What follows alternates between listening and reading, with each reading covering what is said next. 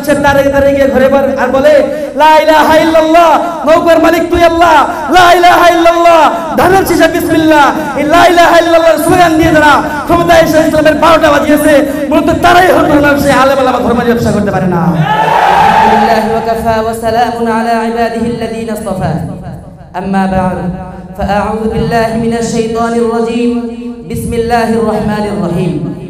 ইন্নামা ইয়াখশাল্লাহা মিন ইবাদিহিল উলামা।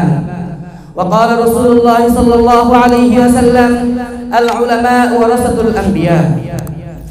অধ্যকার জামিয়া মাদানিয়া দারুল উলুম রিয়াদুল জান্নাহ কর্তৃক আয়োজিত আজকের এই বাৎসরিক মাহফিলের সম্মানিত সভাপতি উলামায়ে কেরাম ও তলাবায়ে আজিজ, আপনাদের সকলের প্রতি রইল আমার অন্তরের অন্তঃস্থল থেকে এক গুচ্ছ তাজা গোলাপের শুভেচ্ছা ও অভিনন্দন। আজকে আমার আলোচনার বিষয় নির্ধারণ করা হয়েছে বর্তমান প্রেক্ষাপটে কওমি মাদ্রাসার প্রয়োজনীয়তা ও তার অবদান। সময়ের সংক্ষিপ্ত সারে উক্ত বিষয়ে কিঞ্চিত আলোকপাত করার প্রয়াস চালাবো, মা তৌফিক ইল্লা বিল্লাহ। সংগ্রামী সাথী ও বন্ধুগণ আমার, একটিবারের জন্য হলো সুস্থ মস্তিষ্কে ঠান্ডা মাথায় ভেবে দেখুন তো, মুসলিম জাতির আজ কি করুণ পরিণতি হতো যদি না থাকতো এই কওমি মাদ্রাসা।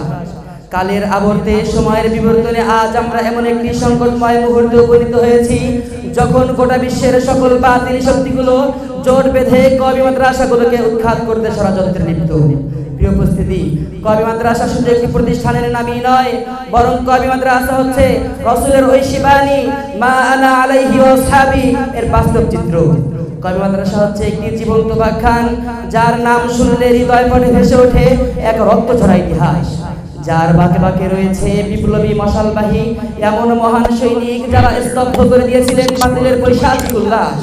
কওমি মাদ্রাসা হচ্ছে সিরাতে মুস্তাকিম তথা সরল সঠিক পথের সংরক্ষক ও অতন্ত্র প্রহরী, যা রাসূলুল্লাহ সাল্লাল্লাহু আলাইহি ওয়াসাল্লাম থেকে সাহাবায়ে কেরাম থেকে তাবেঈন, তাবেঈন থেকে তাবেঈন ও আইম্মায়ে মুজতাহিদিন পর্যন্ত ধারাবাহিকভাবে পৌঁছেছে।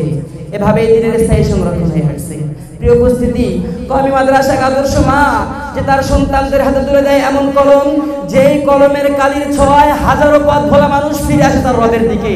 সে তার সন্তানদের বুকে ধারণ করায় এমন কোরআন, যার শ্রেষ্ঠত্বের সামনে পৃথিবীর সকল কিছু বিফল হয়ে যায়। সংগ্রামী সাথী ও বন্ধুগণ আমার, একটি আদর্শ সমাজ গড়ে তুলতে হলে একটি স্বাধীন ভূখণ্ডের পর প্রয়োজন আদর্শ শিক্ষা ও পরিমার্জিত জীবনযাপনের প্রশিক্ষণ। সেই নিমিত্তে সমাজে আদর্শ নাগরিক গড়ে তোলার একমাত্র নির্ভরযোগ্য প্রতিষ্ঠানই হচ্ছে কওমি মাদ্রাসা। কারণ ইতিহাসের পাতা থেকে এখনো পর্যন্ত কেউ এটা প্রমাণ করতে পারেনি যে কোনো কওমি মাদ্রাসায় হত্যা, লুণ্ঠন, মারামারি, হানাহানি, ভাঙচুরের প্রশিক্ষণ দেওয়া হয়েছে। বিপরীতে আপনারা হরহামেশাই দেখে থাকেন জাগতিক শিক্ষা প্রতিষ্ঠানগুলোর সোনার ছেলেদের দ্বারা প্রতিনিয়তই ঘটছে হত্যা, লুণ্ঠন, মারামারি, হানাহানি, সন্ত্রাসবাদী সহ নারী নির্যাতনের মতো ন্যাক্কারজনক ঘটনা। এমনকি মানুষ গড়ার কারিগর, খোদ শিক্ষক কর্তৃক ছাত্রী ধর্ষণের ঘটনা আমরা পত্রিকার পাতায় দেখতে পাই। কিন্তু প্রিয় উপস্থিতি, উল্লেখিত ঘটনাগুলোর মধ্য থেকে কোনো একটি ঘটনা এই বাংলার জমিনে ঘটেছে তা আজ পর্যন্ত কেউ প্রমাণ করতে পারেনি। কারণ কোনো কওমি মাদ্রাসায় এগুলোর প্রশিক্ষণ দেওয়া হয় না, বরং দেওয়া হয় ওই শিক্ষার আলোকে মানুষ গড়ার প্রশিক্ষণ। কোনো কওমি মাদ্রাসা থেকে সুদখোর, ঘুষখোর, চাঁদাবাজ বের হয় না, বরং বের হয় এমন মানুষই যারা কিনা বাংলার ৬৮,০০০ গ্রামের মসজিদের মিনারে তাওহীদের স্লোগান প্রতিধ্বনিত করে। প্রিয় উপস্থিতি, আরেকটি কথা আমি বলতে চাই, অদ্যাবধি কেউ এটা প্রমাণ করতে পারেনি যে কোনো কওমি মাদ্রাসার ফারাকিন ছাত্ররা সমাজে বেকার থেকে বেকারত্বের বোঝা বাড়িয়েছে। বিপরীতে কলেজ ভার্সিটির দিকে তাকিয়ে দেখুন।